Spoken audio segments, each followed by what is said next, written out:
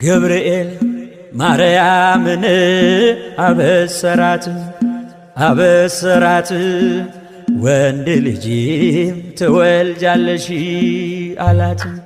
ገብርኤል ማርያምን አበሰራት ወንድ ልጅም ትወልጃለሽ አላት።